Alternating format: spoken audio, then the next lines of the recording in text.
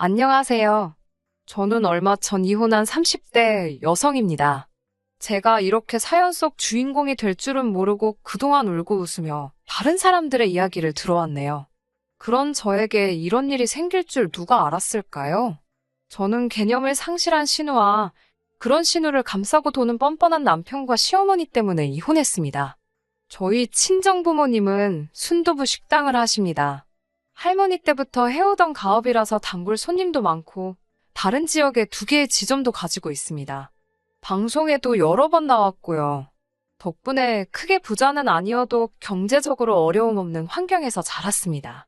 친정부모님은 제가 원한다면 언젠가 이 가게를 물려주겠다 하셨고 저도 3대에 걸친 순두부 식당의 주인이 된다는 게 굉장히 의미 있는 일처럼 느껴졌기에 기꺼이 그렇게 하겠다고 했습니다. 가게를 좀 더 체계적으로 운영하고 싶었던 저는 고등학교 졸업 후 대학교에 진학하여 경영학을 전공하게 되었어요. 확실히 그동안 부모님이 어떻게 장사를 해오셨는지 눈으로 실물을 익힌 상태에서 경영학이란 이론을 배우니 머릿속에 쏙쏙 들어오더군요. 성적이 좋아서인지 대학을 졸업할 무렵 교수님께서 저에게 좋은 기업에 지원을 해보거나 대학원에 진학하는 것은 어떻겠냐고 물어보셨습니다. 하지만 그 무렵 친정어머니 건강이 갑자기 안 좋아지셨기에 식당을 이끄는 것 외의 선택은 사치일 뿐이었어요. 결국 대학교를 졸업한 후 본격적으로 친정아버지를 도와 식당 일을 하게 되었습니다. 시간이 흘러 서른을 앞두고 있던 연말, 대학 동기들이 한번 모이자고 하더군요. 그렇게 모처럼 자리가 만들어졌는데 거기서 남편하고 오랜만에 마주하게 되었습니다. 학교 다닐 때는 그다지 가까운 친구가 아니었기에 졸업 후에는 그 어떤 연락도 주고받은 적 없던 사이입니다. 하지만 그날따라 우연히 옆자리에 앉게 되면서 이런저런 이야기를 나누게 되었는데 말이 잘 통하더군요. 대부분의 동기들이 이 차를 간 대신 저와 남편은 인근 카페에 가서 음료를 마시며 계속 대화를 이어가게 되었네요. 그 이후로 저희는 2주 가까운 시간 동안 거의 매일같이 연락하며 지냈습니다. 그리고 얼마 지나지 않아 남편이 저에게 여자친구가 되어달라고 하더라고요. 남편은 많이 긴장을 했는지 꽃다발을 든 두 손을 덜덜 떨고 있었는데 그 모습이 진실되게 느껴져 고백을 받아주게 되었습니다. 당시 남편은 저희 순두부 가게에서 멀지 않은 곳에 위치한 중소기업을 다니고 있었어요. 월급이 많지는 않았지만 복지도 좋고 일도 너무 힘들지 않아서 좋다고 하더라고요. 사실 연애를 시작했을 때만 해도 결혼까지 생각한 사이는 아니었기 때문에 남편의 벌이나 씀씀이에 대해선 크게 생각해보지 않았습니다. 그러다 사귄 지 1년쯤 되었을 무렵 남편이 저에게 청혼을 해왔어요. 그렇게 본격적으로 결혼 이야기가 오가게 되었네요. 결혼을 준비하면서 비로소 남편의 재정 상태에 대해서 알 수 있었습니다. 대학교를 졸업한 뒤 바로 직장 생활을 시작한 남편이었기 때문에 솔직히 제 나름대로 어느 정도 모아둔 돈이 있을 거라고 생각했습니다. 당시 저도 대략 5천만 원 정도의 적금이 있었고요. 이 적금은 제가 부모님 식당에서 일을 배우며 받은 월급을 모은 돈이었어요. 부모님과 함께 살면서 부모님 가게에서 일을 배우다 보니 크게 돈 나갈 일이 없기도 했고요. 여러모로 친정 덕을 본 셈이네요. 반면에 남자친구는 고작 2천만 원을 모아뒀더라고요. 솔직히 처음에 그 이야기를 듣고는 마음이 복잡하더라고요. 돈의 액수를 떠나 돈에 대한 남편의 경제관념이 염려스러웠기 때문이에요. 남편은 마치 제 머릿속을 읽기라도 한 듯이 그 이유를 설명하더라고요. 남편에게는 몇 년 전 혼자 되신 어머니와 정신적으로 정말 산만하기 짝이 없는 6살 어린 신우가 있었습니다. 시아버지는 공사장에서 임무로 일하시다 불의의 사고로 돌아가셨는데 그때 나온 보험금과 합의금 등으로 시어머니와 신우가 살아가고 있다고 했습니다. 당시 신우는 고등학교를 졸업한 후 대학 진학 대신 취업을 선택했다고 해요. 하지만 어찌된 일인지 한 직장에 반년 이상 진득하니 붙어있지 못했고 그 이후로는 눈에 띄게 무기력해졌다고 해요. 게으르기도 얼마나 게으른지 시어머니가 수거해가지 않으면 자기가 방에서 먹은 과자 봉지 하나 버리는 법이 없다고 들었고요. 병원에선 몸이 아픈 그런 문제가 아니라며 최대한 신우가 마음 편한 환경을 조성해주라고 했답니다. 그 이후로 시어머니는 신우의 마음을 편하게 해준다는 명분으로 신우가 하는 일이라면 무조건 오냐오냐 해주시게 되었고요. 사정이 그렇다 보니 남편이 벌어오는 돈은 거의 대부분 새 식구 생활비로 쓰이는 일이 허다했고 결과적으로 남편이 제대로 돈을 모을 수 없었던 거지요. 남편에게 그런 복잡한 사정이 있을 거라곤 상상도 못했기에 남편의 이야기를 듣고 많이 속상해졌습니다. 간간히 데이트를 하다가 집에 일이 생겼다며 급하게 돌아가는 일도 데이트 중에 신우로부터 와 있는 장문의 문자들도 그제서야 납득이 되었고요. 남편의 잘못으로 만들어진 상황이 아니었으니 제가 안고 가려고 했습니다. 하지만 결혼은 현실이었어요. 서로가 모아둔 돈이라고 해봐야 7천 남짓이었고 이 돈으로 사실 서울에 전세방 하나 구하는 것조차 하늘의 별 따기였습니다. 상황을 눈치채신 친정부모님께서 식당 근처에 사는 조건으로 작은 아파트를 전세로 구해주셨어요. 이 집에 살면서 허투루 돈 쓰지 말고 모아서 집 사서 나가라고 하시더군요. 친정부모님의 도움 덕에 결혼에 있어서 큰 시름을 덜 수 있었습니다. 그렇게 결혼식을 올리고 처음 1년은 별탈 없이 지냈습니다. 그럼에도 불구하고 제가 이혼을 결심하게 된 건 시댁과 얽힌 몇 가지 사건들 때문이에요. 신혼여행에서 돌아오고 한두 달 정도 지났을 무렵 친정 아버지께서 저에게 그러시더군요. 이제 식당도 당신 없이 잘 돌아갈 것 같고 친정어머니와 두 분이서 시골에 내려가서 살고 싶으시다고요. 그렇게 제가 식당의 대표를 맡게 되었고 친정부모님은 은퇴를 하게 되셨습니다. 친정아버지에게 큰 의지를 했었던 건지 친정부모님의 빈자리가 너무 크게 느껴지더라고요. 서운하고 걱정스러운 마음을 달랠 길 없던 그때 시어머니께서 저를 호출하셨습니다. 시어머니께서 부르시면 보통은 부탁을 많이 하셔서 돈 이야기인가 아니면 뭐 갖고 싶은 게 있으시단 소리를 하시려는 건가 그런 거면 전화로 하셔도 되지 않나 등 별 생각을 다 하며 시댁에 갔던 기억이 지금도 생생합니다. 시댁에 도착하니 신우도 같이 있더라고요. 시어머니는 전에 없이 다정하고 인자하신 표정을 하신 뒤 양손으로 제 손을 잡으시곤 식당은 어떤지 물어보셨습니다. 제 친정부모님 소식을 듣고 제가 안쓰러워서 그러시는가 보다 싶어서 순간 정말 감동받았습니다. 하지만 사람 이야기는 역시 끝까지 들어봐야 아는 거더라고요. 사업이라는 게 아무래도 혼자서 하려면 어렵지 않겠냐며 그래서 다들 가족을 찾는 거라고 운을 띄우셨습니다. 남편은 진작에 식당 일엔 관심이 없다 했었고 시어머니도 그 사실을 잘 알고 계셨기에 왜 이런 말씀을 하시나 혹시 당신이 하고 싶으신가 그런 생각이 들더라고요. 그런데 갑자기 시어머니께 신우를 보며 저에게 어떠냐고 물으셨습니다. 제가 떨떠름한 표정으로 아가씨를요? 하고 되묻자 친자매처럼 서로 의지하고 일하면 보기도 좋고 또 식당에 젊은 여자 둘이 있으니 남자 손님들도 더 많이 오지 않겠냐는 거예요. 시어머니의 황당한 발상에 어이가 없어서 저희가 무슨 술집도 아니고 그런 건 별 상관이 없다고 돌려서 말씀드렸습니다. 아가씨는 식당에서 아르바이트도 해본 적이 없는 걸로 아는데 갑자기 저랑 식당을 운영하라는 것도 좀 말이 안 되는 것 같다고 솔직히 털어놓았고요. 그러자 시어머니는 한층 냉랭해진 목소리로 내가 아르바이트를 안 해봤다고 해서 못한다는 보장이 있냐고 왜 시켜보지도 않고 애 앞에서 안 된다 소리를 하냐며 언짢은 기색을 내보이셨습니다. 저는 계속 안 된다 버티고 시어머니는 치사하다 어쩌다 너는 내 딸은 네 가족이라고 생각을 안 하나 보다 등 별 억지스런 소리만 늘어놓으시고 결국 서로 별 소득 없이 저는 집에 돌아왔습니다. 남편에게 이야기를 하니 남편은 부탁조로 이번 한 번만 져주듯이 받아주면 안 되겠냐고 묻더라고요. 제가 식당 일에 얼마나 진심이고 열심히 해왔는지 알만한 사람이 그렇게 나오니 누구 하나 내 편이 없다 싶었습니다. 남편은 신우가 처음부터 저런 성격이었던 건 아니라며 아는 사람 그러니까 저와 함께 일하면 저런 증세가 나아질 수도 있을지 모른다고 기회를 주라고 하더군요. 남편에게 짜증이 나긴 했지만 미운 사람 떡 하나 더 주는 심정으로 한 달만 시켜보겠다고 했습니다. 운영은 가당치나 않고 일단 나와서 서빙이라도 해보라고요. 남편은 서빙이란 말에 약간 실망한 눈치긴 했지만 그래도 알겠다고 고맙다고 하더군요. 그런 일이 있고 이틀 뒤부터 신우가 제 식당으로 출근을 하기 시작했습니다. 분명히 서빙이라고 말을 했는데 신우가 떡하니 카운터에 자리를 잡더라고요. 거긴 제 자리고 신우는 앞치마 입고 테이블부터 닦으라고 하니까 또 군소리 없이 하긴 하더군요. 근데 행동이 어찌나 느린지 테이블 하나 닦는데 10분은 걸리는 눈치였습니다. 꼼꼼한 게 아니라 말 그대로 느릿느릿 속 터져 죽겠더라고요. 특히 테이블 위에 휴지라도 하나 있으면 그 휴지를 버리는 게 아니라 휴지만 이리저리 밀어대면서 테이블을 닦고 휴지는 그 자리에 그대로 두는 거예요.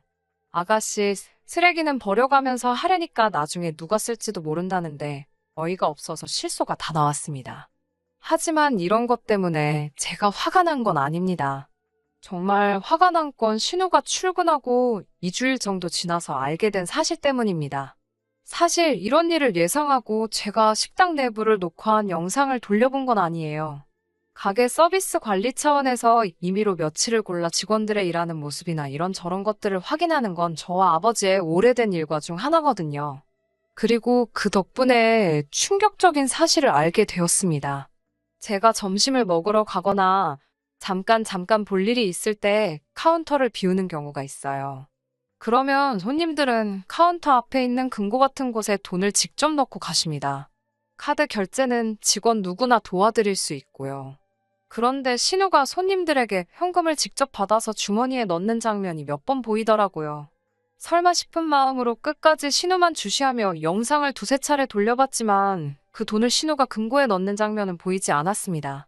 당연히 저에게 주지도 않았고요. 황당하고 어이가 없더군요. 고민 끝에 이 영상을 남편에게 보여주었습니다. 남편도 황당하고 창피한지 저에게 미안하다고 하더라고요. 당장 아가씨 머리를 다 밀어버리겠다며 분노를 하기도 했고요. 저는 시어머니께 이 일을 알려야 할 것 같다고 했고 남편도 그러는 편이 좋겠다 하여 시댁을 찾아갔습니다. 그날은 식당이 문을 닫는 날이었기 때문에 신우도 집에 있었습니다. 신우가 저에게 무슨 일로 왔냐고 묻는데 순간 신우에게 먼저 어찌된 일인지 자초지종을 물어보는 게 먼저겠다는 생각이 들더라고요. 신우 방에 들어가 영상을 보여주었습니다. 그러자 신우는 당황한 듯한 목소리로 저에게 언니가 월급을 안 줘서 그랬다는 겁니다. 제가 한 달도 일을 안 했는데 무슨 월급을 말하는 거냐니까 저도 금고에서 돈을 가져가지 않냐는 거예요. 저는 그 식당 주인이기도 하고 제가 금고에서 돈을 꺼낸 이유는 식재료 결제 대금이었거든요. 어처구니가 없어서 주인인 저랑 아가씨랑 갔냐고 물었습니다. 아가씨가 하는 말은 점점 더 기가 차더라고요. 자기는 공동운영자라고 듣고 일을 하게 된 거라며 말도 안 되는 억지를 부렸습니다. 결국 시어머니께 영상을 보여드리며 저는 신우를 저희 가게 아르바이트생 정도로 생각하고 있다고 말씀드렸습니다. 사회생활 경험이 필요한 것 같아 기꺼이 기회를 주었을 뿐이라고요. 하지만 이런 식으로 저와 이야기도 없이 손님 돈을 받아 챙겼다는 사실을 안 이상 저희 가게에 나오게 할 수는 없다고도 이야기했습니다. 그러자 시어머니는 신우에게 왜 그랬냐며 한마디 하시고는 저에게 공동운영자인 줄 알고 그랬다 하니 이번 한 번만 넘어가 달라고 하셨습니다. 그러면서 저에게 월급은 얼마나 생각하고 있었냐고 물으시길래 아까도 말씀드렸다시피 아르바이트생 그 이상도 이하도 아니고 하루에 보통 4시간 정도만 나오신다 했으니 100만 원 정도 생각하고 있다고 말했습니다. 그러자 신우가 한 달에 100만 원이냐며 말도 안 된다고 자긴 그럼 안 하겠답니다. 안 한다는 사람 사정에서 일하라 할 생각도 없었기에 그럼 하지 마시라고 하니까 시어머니께서 저더러 너무 인색하다며 제 친동생이어도 그러겠냐고 따지시더군요. 저에게 뭘 맡겨놓으신 것도 아닌데 너무 당당하게 따지시니 오히려 순간 제가 뭘 잘못하기라도 한 줄 알았네요. 저는 시어머니께 엄밀히 말하면 지금 신우가 절도의 횡령을 한 거나 마찬가지라고 제 손에는 지금 증거도 있다고 저 자극하지 마시라 했습니다. 그제서야 시어머니는 저에게 방에 들어가서 이야기하자며 저를 데리고 안방으로 향했습니다. 신우는 뭐가 그렇게 잘났는지 저를 뚫어지게 노려보며 씩씩거리고 있었고요.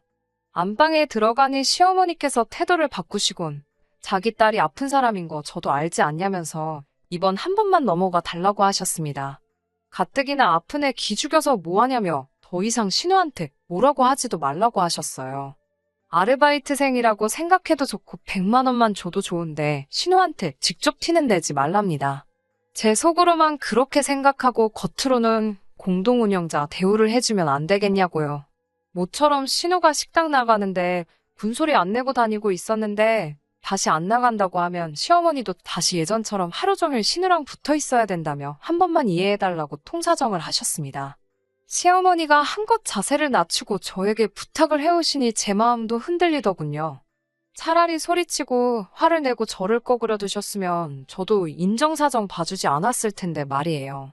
그렇게 결국 알겠다고 이번 일은 그냥 넘어가겠다고 대신 절대로 제 눈을 속일 생각하지 말라고 신우에게 단단히 일러달라 부탁드렸습니다. 하지만 신우는 제가 생각했던 것보다 훨씬 지나친 정신이 상자였습니다. 지금도 생각하면 소름이 끼치는데요. 이튿날 출근한 신우는 콧노래를 부르며 가게 안을 활개를 치고 돌아다녔습니다. 그런 신우를 보면서 정말 이상하다 싶었고 오늘 무슨 사고라도 칠 것만 같은 기분 나쁜 예감까지 들었습니다. 하지만 예상과는 달리 별일은 없었어요. 그런데 저녁 장사가 끝나갈 무렵 배달 갔던 몇몇 손님들에게 전화가 걸려왔습니다. 순두부찌개에서 은색 철수세미 같은 게 나왔다는 거예요. 전화뿐만 아니라 인터넷 배달 주문 후기에도 이물질이 나왔다는 글이 올라왔습니다. 도무지 납득이 되지 않았어요. 100번 양보해서 한두 손님이 그런 불편한 경험을 하실 수 있다고 해도 어떻게 그날 배달 나간 모든 손님들 음식에서 동일한 이물질이 나올 수 있겠어요. 8 손님 중 5분에게 그런 컴플레인을 받고 설마 싶은 마음에 다른 3분께도 직접 전화를 걸었습니다. 식당 주인 입장에선 손님에게 먼저 저희 음식에서 뭐 이물질이 나왔냐고 묻는 것 자체가 저희는 음식을 제대로 관리하지 못합니다라는 고백이나 진배였기 때문에 속상한 마음을 감출 수가 없었어요. 하지만 대충 넘어갈 문제가 아니다 싶어서 제 딴에도 큰 용기를 낸 거였습니다. 그러자 세 손님 모두 맞다고 이물질이 있었다고 이야기해 주시더군요. 얼마 전까지 주방에서 실제로 철수세미를 썼었기에 얼마 전이었다면 정말 저희 실수였을 수도 있습니다. 하지만 철수세미는 그때 이후로 더는 사용하지 않고 있었기 때문에 더욱더 오늘의 사건을 이해할 수가 없었지요. 저는 주방 이모에게 혹시 오늘 주방에 이모님 말고 누가 들어온 적이 있었냐고 물었습니다. 주방 이모는 저희 가게에서 10년도 넘게 계셨던 분입니다. 주방 이모는 그렇지 않아도 이 이야기를 해야 하나 말아야 하나 싶었는데 잘 됐다며 제 신우가 몇 번이고 들락거렸답니다. 특히 포장이 들어올 때마다 도와준다며 어찌나 걸치적거리게 굴었는지 성가셔 혼났다고요. 유난히 손님도 많고 바빠서 제가 호래신경을 많이 쓰기도 했었고 제가 거래처랑 통화하는 일로 몇 번 자리를 비운 사이에 있었던 일이더라고요. 결국 어쩔 수 없이 주방이 녹화된 영상을 돌려보게 되었습니다. 지난해부터 배달 주문을 시작했는데 주변 가게 사장님들이 혹시 모르니 만일의 경우를 위해 설치하라고 해서 해둔 거였습니다. 영상을 확인하곤 경악을 금치 못했습니다. 찌개류를 포장할 때 압축 비닐을 씌우는 기계가 있거든요. 그 기계에 음식이 담긴 그릇을 놓으면서 순간 주머니에 있는 무언가를 꺼내서 휘리릭 섞고 있었습니다. 그날 들어온 모든 주문 음식에 전부 다 같은 짓을 했어요. 더는 참을 수가 없어서 남편에게 전화를 걸려다가 그래도 자기 동생인데 또 감사가 돌까 싶어서 그 길로 그냥 시댁으로 쫓아갔습니다. 시댁에 도착하니 시어머니가 무슨 일이냐며 현관을 열어주셨어요. 저는 너무 화가 났던 탓에 인사도 제대로 하지 않고 신우방으로 뛰어들어가다시피 했습니다. 제가 방문을 열자 신우가 깜짝 놀라더군요. 순간 제 눈에 신우가 오늘 입었던 가디건이 보였습니다. 옷을 확 낚아채니 신우가 뭐하는 짓이냐며 달라들었고 순간 주머니에서 철수세미가 떨어지더군요. 저는 냉큼 사진을 찍었습니다. 뒤늦게 따라 들어온 시어머니가 지금 이게 뭐하는 거냐며 호통을 치셨기에 제가 오늘 있었던 일을 하나도 빠짐없이 들려드렸습니다. 시어머니는 말도 안 된다면서 저더러 엄한 애를 잡을 게 아니고 가서 가게 관리나 똑바로 하라며 악을 쓰시더군요. 제가 또 다시 영상을 들이미니 신우가 깜짝 놀라더군요. 사실 주방을 찍는 건 아무도 몰랐을 거예요. 주방 이모님과 저만 아는 비밀이었거든요. 신우가 이렇게 동의 없이 다른 사람 영상을 찍으면 안 되는 거 모르냐고 초상권 침해라는 말도 안 되는 소리를 짓거려댔습니다. 아가씨는 일전에는 절도에 횡령까지 하더니 이제는 영업방해에 사기까지 한 거나 마찬가지라고 맞받아쳤어요. 법적인 지식은 둘 다 없었으니 일단 아는 건 다 던졌습니다. 그러자 신우가 또 겁을 먹었는지 눈물을 뚝뚝 흘리면서 제가 자기를 무시하고 망신을 줘서 그랬다며 이건 다 제 탓이라네요. 뻔뻔한 신우의 태도에 경악을 금치 못하던 그때 남편이 시어머니의 호출을 받은 건지 시댁에 왔습니다. 남편은 저에게 일단 그 영상은 다 지우고 이야기하자길래 제가 미친 거 아니냐고 이게 다 증거인데 지우긴 뭘 지우냐고 화를 냈습니다. 그러자 남편은 저에게 진작부터 네가 우리 가족 무시하는 건 알고 있었다며 그래도 그렇지 나이 어린 신우를 이렇게 몰아붙이면 되는 거냐고 저더러 너무하다더군요. 그제서야 이 인간도 내 편이 아니구나. 남편이 남의 편이라더니 그 말이 진짜라는 걸 알겠더군요. 결국 저는 이틀 뒤 변호사를 찾아 신우를 고소했습니다. 시어머니와 남편에게도 신우를 고소했다 이야기했고, 남편에게는 곧 이혼 소송을 시작할 거니 소송하기 싫으면 적당히 합의하고 끝내자고 했습니다. 남편은 처음에는 소송할 테면 하라고 그럼 네 재산반은 자기 거라는 말도 안 되는 소리를 하더라고요. 그래서 자기가 기여한 거 하나도 없고 다 친정부모님이 나한테 주신 거니 개꿈 깨라고 했습니다. 며칠 뒤 남편도 어디 가서 알아볼 만큼 알아봤나 봅니다. 자기가 잘못했다며 신우 정신머리도 따끔하게 고쳐놓을 테니 적당히 하고 그만하라더군요. 하지만 그 며칠 동안 제 마음은 차게 식은 상태였고 머리는 더 냉정해진 상황이었어요. 그리고 얼마 지나지 않아 신우가 식당에 찾아와 죄송하다고 사과를 하더군요. 자기가 내켜서 하는 건지 시켜서 온 건지 알 길은 없었지만요. 저는 그렇게 미안하면 신우가 쓰는 소셜미디어에 반성문을 써서 올리라고 했습니다. 그 정도 배짱도 없이 그런 짓을 한 거는 아니겠죠라고 무르니 입술을 꽉 깨물고는 저를 또 쳐다보더군요. 정신 못 차렸네 싶었지만 저도 사실가게 일 때문에 바쁘고 더 이상 끝나버린 이 집안 식구들이랑 시간 낭비는 하기 싫었습니다. 결국 남편은 이혼 서류에 사인하고 빈몸으로 나가는데 동의했습니다. 동생 간수나 잘하고 살라고 덕담도 한마디 해줬네요. 시어머니 말씀대로 믿을 만한 가족과 같이 제 식당을 운영해 나갈 수 있었다면 얼마나 좋았을까요? 그나마 다행인 건 신우가 약속대로 반성문을 올렸고 그날 배달을 시켰던 손님들도 다시 재주문을 해주셨다는 거예요. 저도 지금은 혼자 된 현재를 어느 정도 즐길 수 있게 되었고요. 전 남편 소식은 솔직히 잘 모르겠습니다. 저랑 이혼하면서 동기들하고도 연락을 끊고 잠수를 탄 것 같더라고요. 동기들은 제가 왜 이혼했는지 다 알고 있고, 그래서 전 남편이 돌아올 자리는 더욱 없을 것 같긴 하네요. 끝까지 들어주셔서 감사합니다. 오늘의 사연은 여기까지입니다. 구독과 좋아요, 알람 설정 부탁드리고 더 좋은 사연으로 다시 찾아뵙겠습니다. 감사합니다.